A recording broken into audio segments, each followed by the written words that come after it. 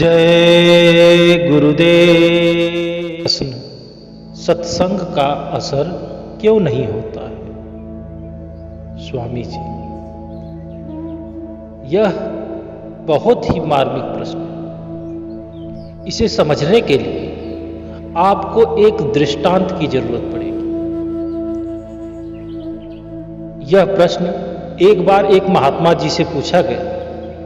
उन्होंने अपने शिष्यों से कहा कि तुम जाओ और बाजार से भांग लेकर आओ। शिष्य अचंभित हो गए। आज क्या हुआ महाराज जी को? ये भांग लाने की बात कर रहे हैं। लेकिन उनकी आज्ञा को उन लोगों ने पालन किया और बाजार में जाकर के पैसे 2 पैसे का भांग ले आए। अब महाराज जी के पास आकर खड़े होकर बोले, मालिक, हमने भांग ला दी। उन्होंने आदेश दिया, अब इसे पीसो। उसे पीसा गया। उसके बाद उन्होंने कहा, इस भांग को अपने मुंह में रखो और जब तक न कहा जाए उसे अंदर मत निगलना। 1 घंटे 2 घंटे तक सभी शिष्य उस भांग को अपने मुंह में लेते रहे।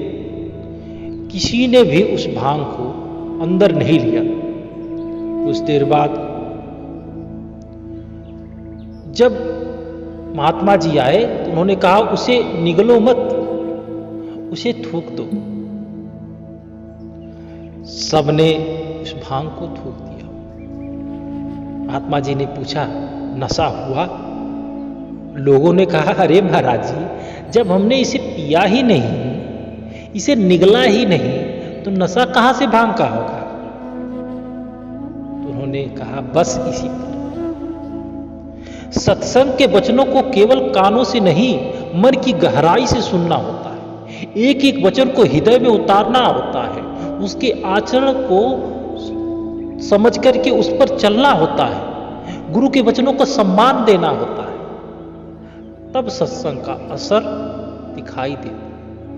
अन्यथा इसी भांग की तरह होता है। यह मुंह के अंदर तो जाता नहीं। मुंह में पड़ा पड़ा, यहां से जब चलते हैं तो उसे 5 पहर अंधा किया, 3 पहर गए सोए, 1 घड़ी का सत्संग किया तो मुक्ति कहां से हो? आपने सारा समय तो दिनचर्या में गवा दिया। आपने तो पूरा समय व्यर्थ गवा दिया। कुछ समय जब सत्संग के लिए बैठते हो, उसमें भी आप तमाम तरह की चीजों को सोचते रहते हो। आपका मन एकत्रित नहीं रहता है, एक चित्त नहीं रहता है, तो इसीलिए इसका असर नहीं होता। जय गुरुदेव।